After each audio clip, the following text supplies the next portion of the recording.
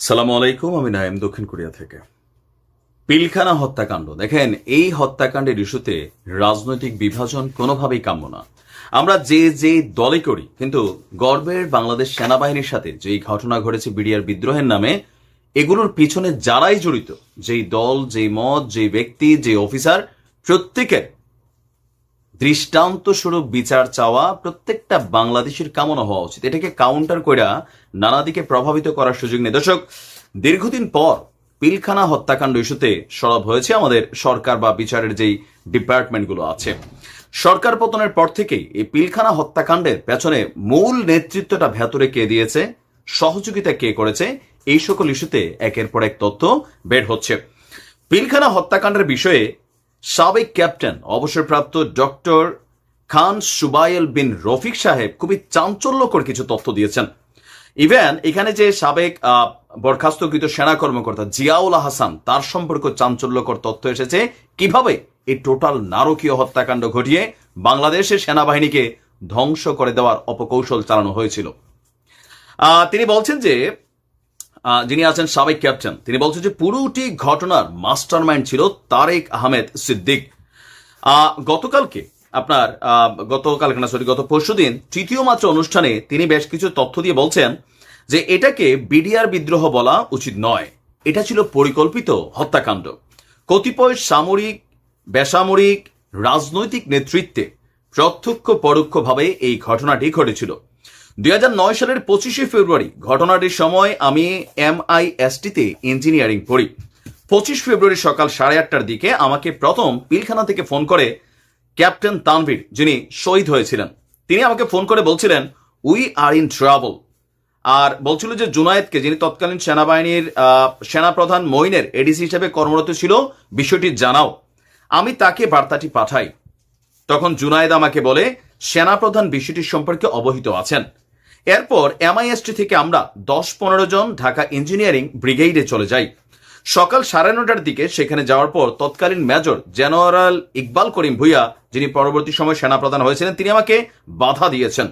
এরপর আমরা 7-8 জন সেনা অফিসার অস্ত্রসহ আমাদের ব্রাদার অফিসার এবং তাদের পরিবারকে বাঁচানোর জন্য আবাহানির মাঠের দিকে রওনা হই। আমাদের উপর কয়েকজন বিডিআর গুলি ছুড়ছিল। এজন্য আমি MIST-র তখনকার কমান্ডার মোহাম্মদ জেনারেল ওয়াদুদকে ফোন করি। তিনিও আমাকে প্রচন্ড গালাগালি করেন। উনি বরং 5 মিনিটের মধ্যে আমাকে সেখান থেকে চলে আসতে বলেন। এই সাবেক কমান্ড ক্যাপ্টেন বলছেন, সেদিন পিলখানায় ঢুকতে পারলে এই গণহত্যা হতো না। 27 ঘন্টা পর ঢুকেছিল সেনাবাহিনী। এর আগেই সেনা অফিসারদেরকে হত্যা করা হয়েছিল।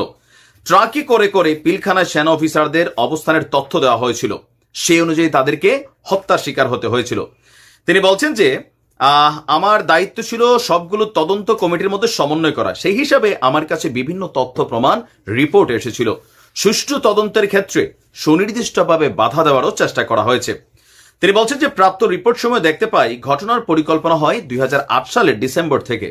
এর 3 মাস ধরে 25শে ফেব্রুয়ারি পর্যন্ত বিডিআরের 50 জনের মতন সদস্য বিভিন্ন রাজনৈতিক, বেসামরিক ব্যক্তিদের সাথে একাধিকবার বৈঠকও করেছিল। বিভিন্ন গোয়েন্দা সংস্থা এসব তথ্য জানতে পারেনি, এটা সম্পূর্ণ অসত্য, জেনেও তারা গোপন করেছিল। আওয়ামী লীগের একজন সাবেক MP প্রতি শুক্রবার পিলখানা মসজিদে জুমা পড়তেন। নামাজের পর তিনি সেখানে বিডিআর সৈনিকদের সাথে মিটিং করতেন। তার বাসায়ও একাধিক মিটিং হয়েছিল। সেসব মিটিংয়ে আওয়ামী লীগের আরেকজন সাবেক MPও থাকতেন।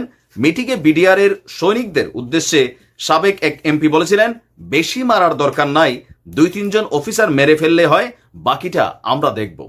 এই 2 সাবেক MP হলেন ফজলিনুর তাপস এবং জাহাঙ্গীর কবির নানক। তিনি বলছেন যে তদন্ত কাজে মইনুল ইসলাম এবং আজিজ আহমেদ সহযোগিতা করতেন না, বরং সুনির্দিষ্টভাবে বাধা দেওয়ার চেষ্টা করতেন।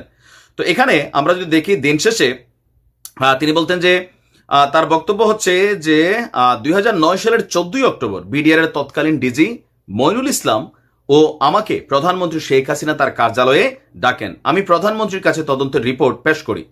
তিনি রিপোর্টটি ছুঁড়ে ফেলে বলেন, কি আবুল তাবুল রিপোর্ট, যেভাবে ইনস্ট্রাকশন দেওয়া হয়েছে সেভাবে কাজ করতে হবে। তখন মইনুল আমাকে বললেন, রিপোর্টের জন্য কোনো রাজনৈতিক নেতার নাম না আসে, পুলিশের রিপোর্টের ভিত্তিতেই সবকিছু করতে হবে, সেনাবাহিনী এবং র্যাবের রিপোর্টের ভিত্তিতে কিছু করা যাবে না। এরপর আবারও আমাদের 2 জনকে ডাকা হয়। সেদিনও আমি রিপোর্ট পরিবর্তন করিনি। 361 দিন আমাকে DGFI-তে রাখা হয়।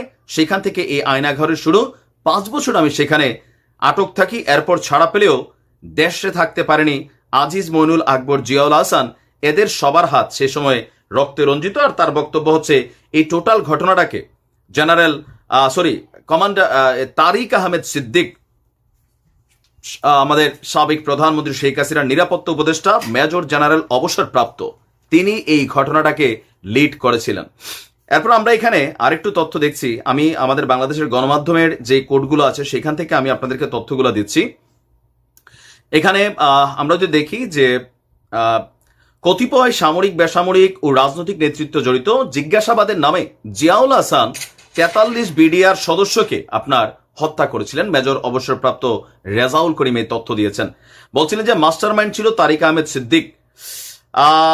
আমরা যদি দেখি এখানে অনেক বড় একটা ফিচার করেছে বাংলাদেশের প্রথম সারি গণমাধ্যম দৈনিক ইত্তেফাক।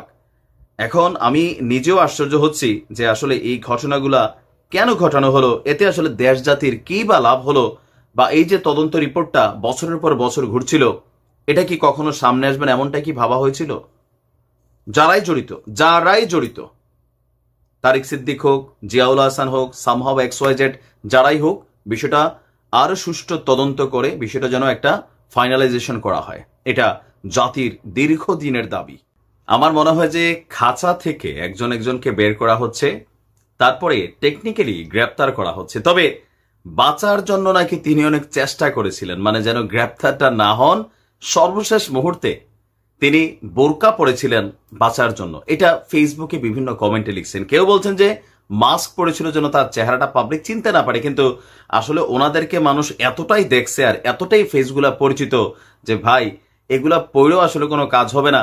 আজকে আমরা দেখেছি যে সরকারের সাবেক কি বলা হচ্ছে মন্ত্রী আরাফাত, তিনি আটক হয়েছেন। হিরু আলম আবার ওইদিকে বড় ঘোষণা দিয়ে রাখছে আপনার সিনেমা বানানোর জন্য। তো আরাফাত কিভাবে আটক হলেন, আজকে এখানে আরেকটা ছোট্ট ঘটনা আপনাদের সামনে আনি।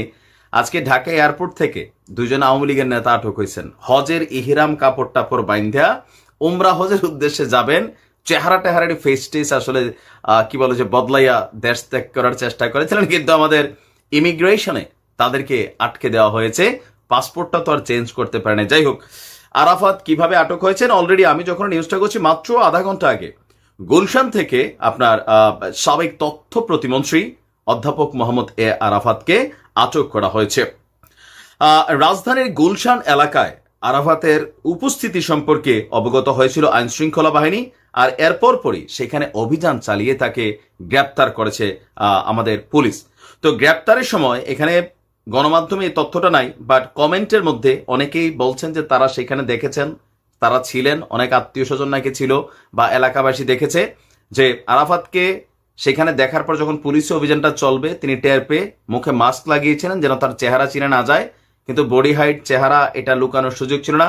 আবার কেউ বলছেন যে বোরকা পরেছেন, তবে আমার কাছে মনে হয়েছে বোরকা পরার কমেন্টটা যারা করছেন এটা অতিরঞ্জিত। আরাফাত বোরকা পরার মতন আবার ক্যারেক্টার না, মাস্ক পরতে পারে। তবে ওনাদের এই গ্রেপ্তার নিয়ে সর্বশেষ আরাফাত সম্পর্কে একটা ইস্যু ছিল যে 5ই আগস্ট শেখ হাসিনার দেশ ত্যাগের পর আপনার ঢাকার ফরাসি দূতাবাসে লুকিয়েছিল আরাফাত। পরে এই বিষয়ে প্রতিক্রিয়া জানিয়েছিল ঢাকার ফরাসি দূতাবাস। তারা বলেছিল যে সাবেক প্রতিমন্ত্রী মোহাম্মদ এ আরাফাত ফরাসি দূতাবাসে লুকিয়ে আছে, এটা একটা গুজব, এটা আসলে সম্পূর্ণ মিথ্যা, তাদের কাছে নাই।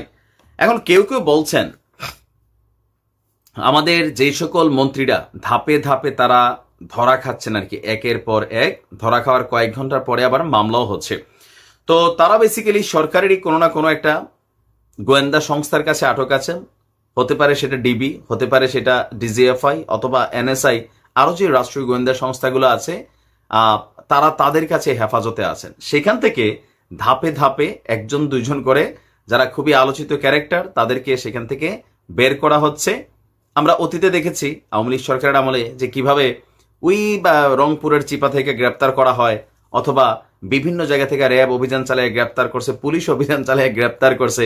তো ওনাদের এই গ্রেপ্তার ইস্যুটাতেও কারো কারো মন্তব্যটা এমন। তবে আরাফাত সাহেব তিনি আপনার কি বলা হয় যে এই নির্বাচনটার মানে সরকার পতনের ঠিক 2 দিন আগে যে বক্তব্যটা দিয়েছিলেন সেই বক্তব্যটার জন্য কিন্তু ওনার কঠিন পানিশমেন্ট হওয়ার কিন্তু একটা সম্ভাবনা আছে।